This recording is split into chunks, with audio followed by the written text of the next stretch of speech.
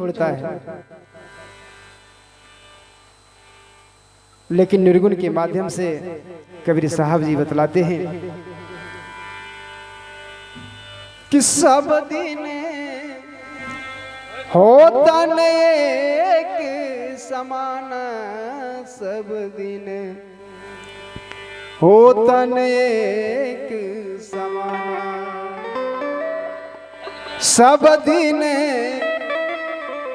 होता न एक समान, सब दिन होता न एक समान, सब दिन होता न एक समान, सब दिन होता न एक समान।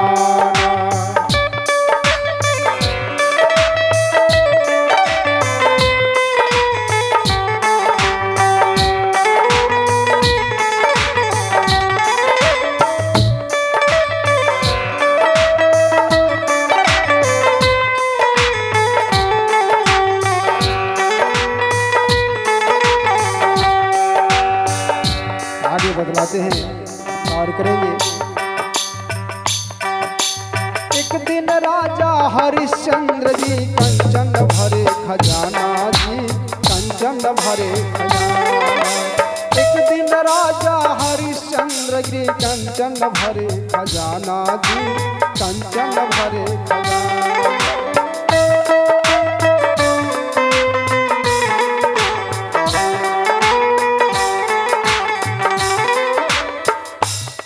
इस समय कितना बड़ा बलवान होता है, गौर करेंगे। राजा हरिश्चंद्र के बारे में सब कोई जानते हैं, कोई नई बात नहीं है। हरिश्चंद्र इतने बड़े दानी थे,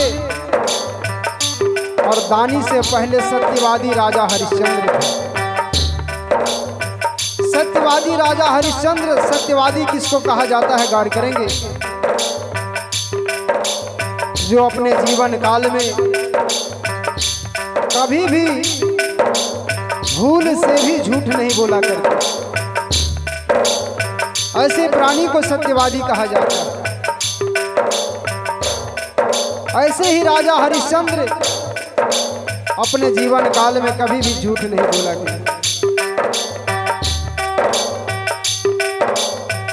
और उनके दरवाजे पर जो भी भिक्षा को मांगने के लिए जाते थे और नित्य प्रति सोना दान करते थे। लेकिन समय का चक्र ऐसा चलता है, समय की घड़ी ऐसी आ जाती है, एक दिन कहां से कहां पहुंच जाते हैं। एक दिन अपने महल में सोना दान करते थे, और वही राजा हरिश्चंद्र एक दिन श्मशान घाट में जाकर के पहरा देते। गौर करेंगे। एक दिन राजा हरिश्चंद्र जी कंचन भरे खजाना जी, कंचन भरे खजाना।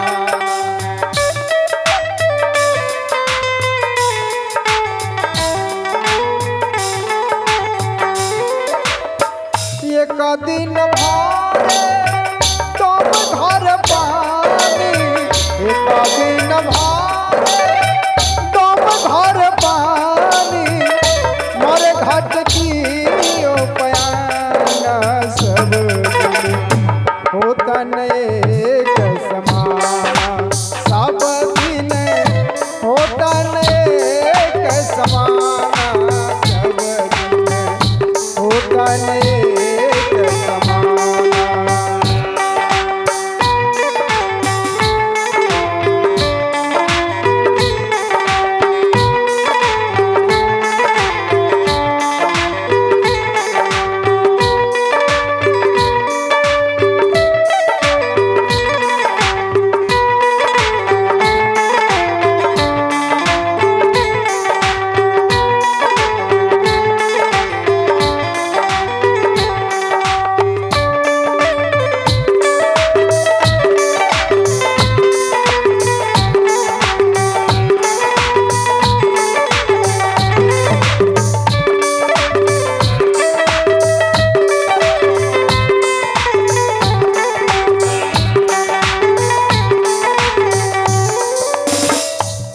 आगे पंक्ति पर गौर करेंगे।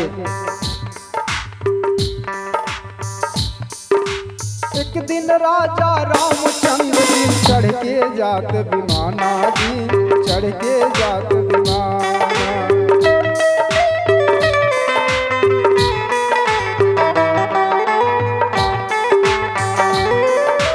एक दिन राजा रामचंद्र जी चढ़ के जात विमाना जी, चढ़ के जात विमाना।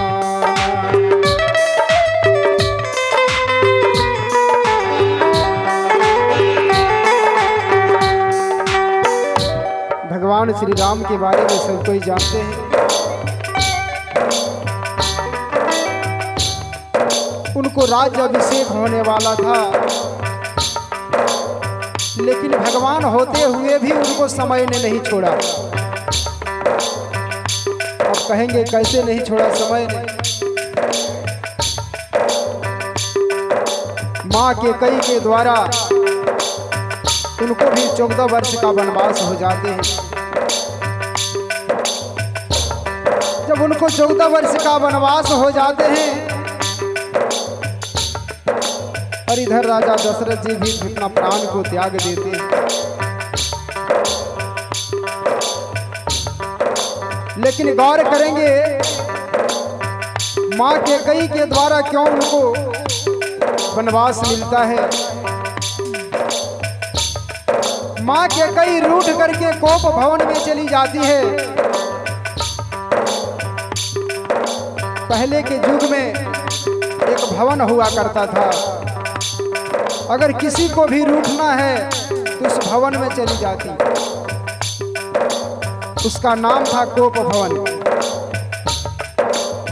ये रामायण में वर्णन आता है। आज मां कैकेयी कोप भवन में चली गई और जाकर के बैठ जाती है। जब राजा दशरथ जी सुनते हैं कि रानी कैकेयी कोप भवन में चली गई, तो दौड़ते हुए राजा चले जाते हैं कोप भवन में और जाकर के मां कैकेयी से कहते हैं कि हे कैकेयी, हे रानी, आज कौन सी विपत्ति आ गई कि इस कोप भवन में तुम चली आई हो।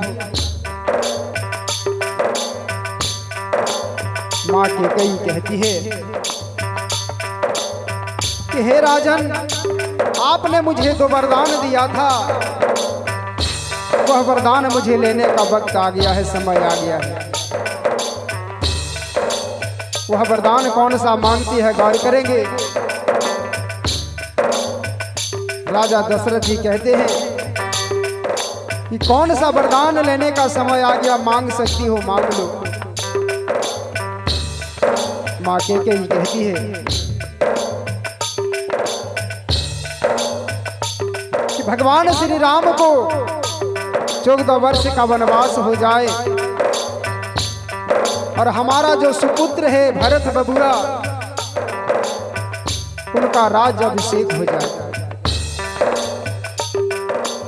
जैसे राजा दशरथ जी सुनते हैं इस बात को, बड़े ही आश्चर्य में पड़ करके मां कैकेयी से रोते हैं, बिलखते हैं, कहते हैं। थोड़ा सा गौर करेंगे कैसे कहते हैं राजा दशरथ जी कि कैकेयी अयोध्या की और शान चली जाए, कैकेयी अयोध्या की शान चली जाए।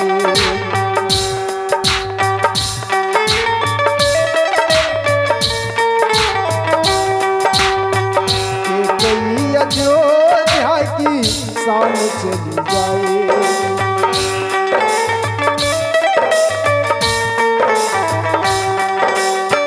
राम बन गए तो रानी, राम बन गए तो रानी जान चली जाएगी। कैकेयी अयोध्या की शान चली जाएगी, कैकेयी अयोध्या की शान चली जाएगी।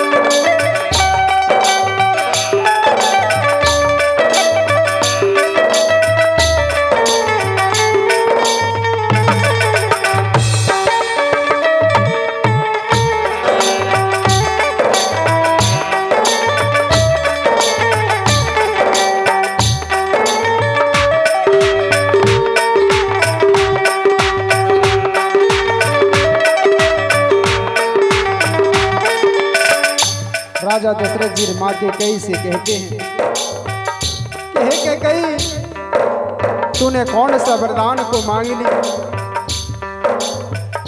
अगर इस राज्य से भगवान श्री राम को 14 वर्ष का वनवास हो जाए ना, तो हो ना हो इस शरीर से मेरा प्राण निकल जाए। लेकिन आगे बतलाते हैं, गौर करेंगे। बर नहीं मांगा तूने तेरे दिल में मारे हैं,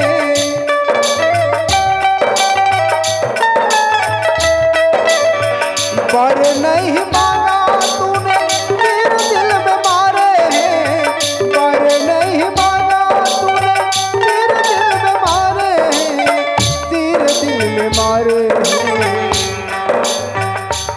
और कहते हैं,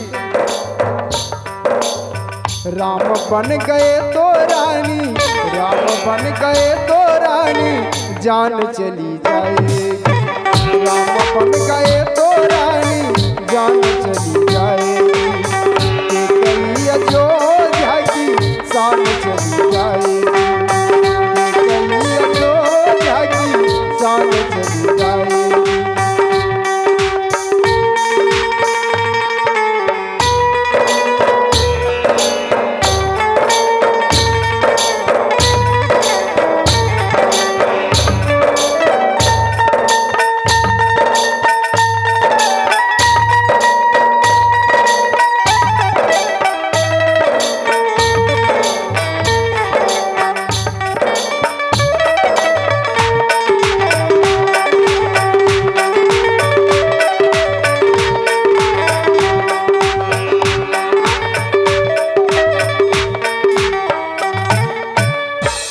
गौर करेंगे, समय भगवान श्री राम को भी नहीं छोड़े।